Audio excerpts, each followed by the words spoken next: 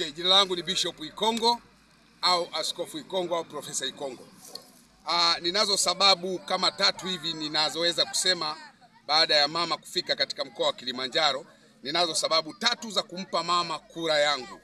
Sababu ya kwanza katika mkoa wa Kilimanjaro ambayo ningeomba hata watu wa mkoa wa Kilimanjaro tuweze kumpa kura.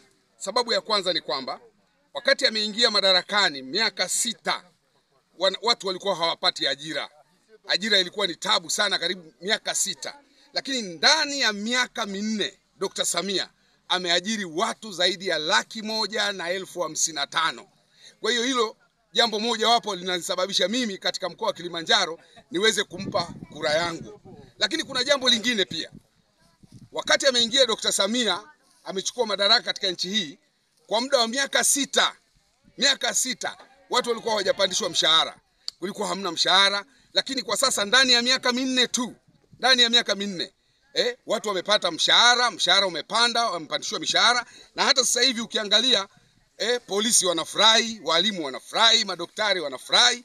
Hizo ni sababu kubwa sana ambazo zinaweza kunifanya mimi nikampa kura, na lazima nitampa kura yangu. Lakini naomba niseme jambo lingine kwa wananchi wa Kilimanjaro.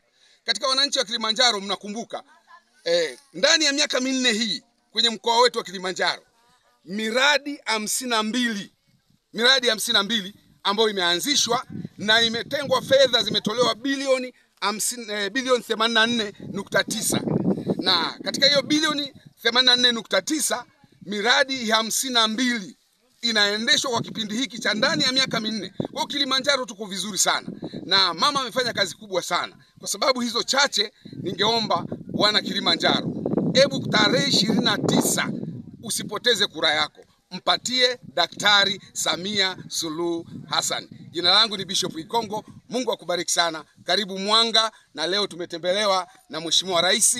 Nashukuru na ndege imetua kwenye uwanja wangu. Najisikia vizuri sana. Mungu awabariki.